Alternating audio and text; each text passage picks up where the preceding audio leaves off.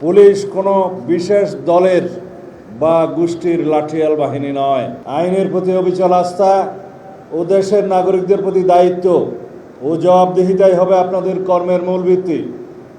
মনে রাখবেন, আইনের চোখে সবাই সমান, সেটিই হোক কোনো রাজনৈতিক কর্মী বা প্রান্তিক কৃষক, যেই হোক। সেবা নিতে এসে কেউ যেন কোনো বৈষম্যের শিকার না হয়, সেই বিষয়ে আপনাদের সচেষ্ট থাকতে হবে।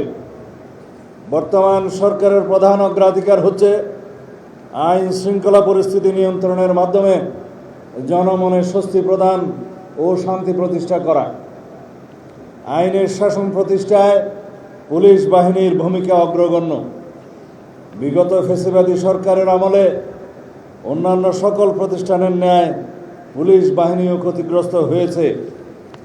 বর্তমান সরকার বিশ্বাস করে পুলিশ কোনো বিশেষ দলের বা গোষ্ঠীর লাঠিয়াল বাহিনী নয়, বরং পুলিশ হবে জনগণের কৃত্রিম বন্ধু।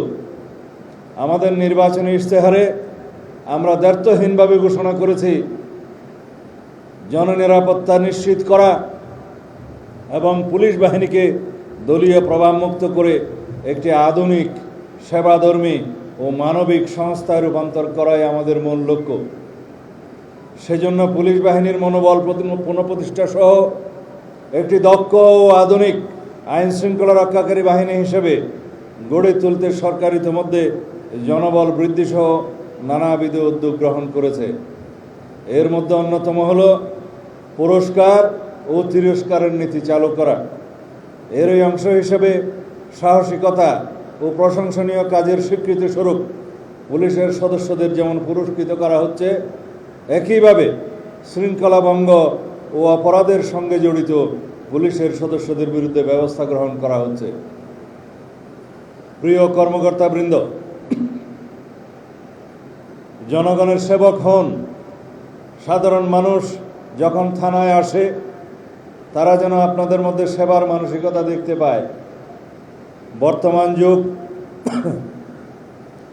আধুনিক তথ্য প্রযুক্তির যুগ।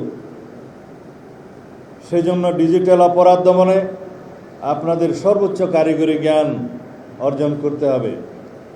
সাইবার নিরাপত্তা থেকে শুরু করে আধুনিক অপরাধ তদন্তে আপনাদের অগ্রণী ভূমিকা পালন করতে হবে। বর্তমান সরকার দুর্নীতির বিরুদ্ধে জিরো টলারেন্স ঘোষণা করেছে। দুর্নীতির করাল গ্রাস যেন আপনাদেরকে স্পর্শ করতে না পারে, সেদিকে সদা সতর্ক থাকবেন। বর্তমান প্রেক্ষাপটে 27তম BCS পুলিশ ব্যাচ প্রথম পর্যায়কে দেশের আইন শৃঙ্খলা রক্ষায় অগ্রণী ভূমিকা পালন করতে হবে।